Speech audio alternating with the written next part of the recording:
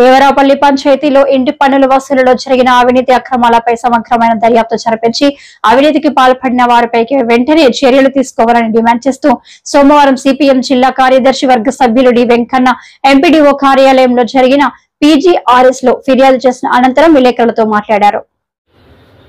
దేవరాపల్లి మండలంలోని దేవరాపల్లి పంచాయతీ కేంద్రంలో ఇంటి పన్నులు అక్రమాలు గోలుగోలుపైన సమగ్రమైనటువంటి దర్యాప్తు జరపాలని చెప్పేసి సిపిఎం పార్టీ డిమాండ్ చేస్తూ ఉంది. ఈరోజు దేవరాపల్లి పీజీఆర్లో జరిగినటువంటి పీజీఆర్ఎస్లో ఎంపీడీఓ గారికి వినతిపత్రం ఇవ్వడం జరిగింది.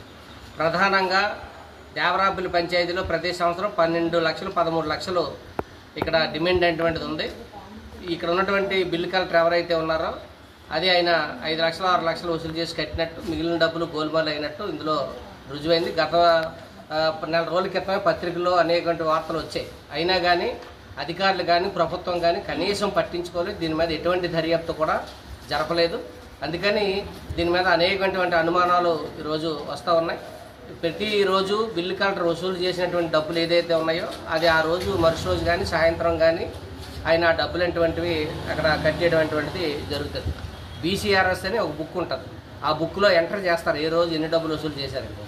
మరి ఆ బుక్లో డబ్బులు ఎంటర్ చేశారా లేకపోతే చేయకుండానే డబ్బులు తినేశారా అటువంటిది ఈరోజు స్పష్టంగా ఎంక్వైరీ చేయవలసిన అవసరం ఉంది.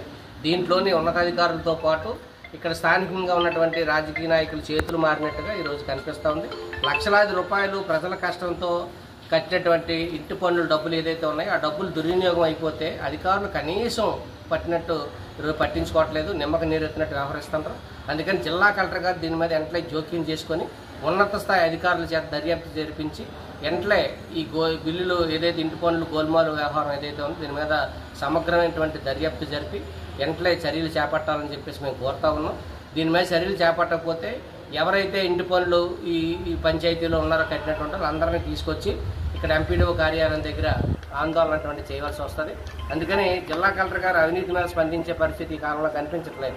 ఎందుకంటే అవినీతి అనేటువంటిది డబ్బులు అటువంటి ప్రజల సొమ్ము, వాళ్ళు కష్టపడిన డబ్బులు, ఆ డబ్బులు అటువంటివి వసూలు చేసుకుని ఎక్కడికో వెళ్ళిపోతే ఆయన కనబట్టలేదనో లేదా బీరువా తాళాలు ఇవ్వలేదనో రకరకాల కారణాలు చెప్పడం సరైనది కాదు. ఇక్కడ ఈఓ గారు ఉన్నారు, ఎండిఓ గారు ఉన్నారు, ఈఓ పిఏఆర్డీ ఉన్నారు, దీనికి స్పెషల్ ఆఫీసర్ ఉన్నారు మండలానికి. వీళ్ళందరూ ఏం చేస్తారని చెప్పేసి మేము అడుగుతా ఉన్నాం. కాబట్టి వాళ్ళందరూ జోక్యం చేసుకోవాలి. జోక్యం చేసుకొని కనీసం ఆ పత్రికలో వచ్చిన దానికైనా స్పందించకపోతే, ఇక్కడ కంప్లైంట్ ఇచ్చిన కంప్లైంట్ కూడా స్పందించకపోతే దీనికి విలువలు అటువంటివి ఉండవు. కాబట్టి వెంటనే ప్రభుత్వం స్పందించి ఉన్నత స్థాయి అధికారుల చేత జిల్లా కలెక్టర్ గారు దర్యాప్తు జరిపించి వెంటనే చర్యలు చేపట్టాలి.